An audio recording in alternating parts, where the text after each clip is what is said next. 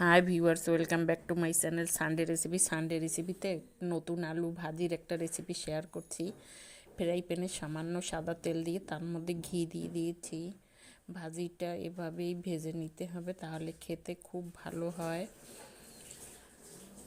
তেল গরম হয়ে গেছে, এবারে আমি নুন হলুদ মাখিয়ে রেখেছি যে আলুতে, ওই আলু আমি দিয়ে দিচ্ছি। আলু দিয়ে এরকম উল্টিয়ে দিতে হবে, লাল একটু সামান্য লাল লাল করে ভেজে নিতে হবে। এটা খেতে কিন্তু ভীষণই ভালো হয়।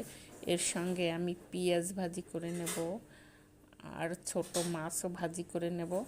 এটা খেতে কিন্তু ভীষণই ভালো হবে। যে আলু ভাজা হয়ে গেছে, এবার আমি এটাকে নামিয়ে নিচ্ছি। এরকম একটু লাল লাল করে ভেজে নিতে হবে। এই যে আমি নামিয়ে নিয়েছি। নতুন আলু এভাবে ভেজে খেতে ভীষণই ভালো। এবার আমি পেঁয়াজ কেটে রেখেছি, পেঁয়াজটা এই তেলেই ভেজে নেব। লঙ্কাগুলো আমি একটুখানি মাছ থেকে কেটে দিয়েছি, তা না হলে গরম তেলের উপরে লঙ্কা ফেটে উঠতে পারে।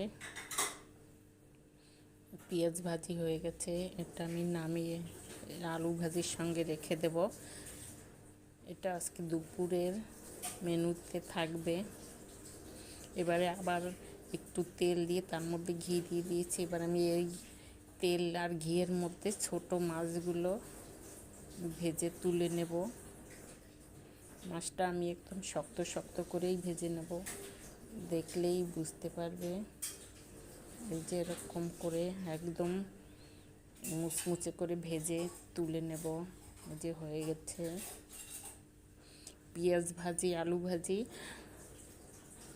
এই তিনটা একত্রে মিশিয়ে দুপুরের মেনুতে থাকবে।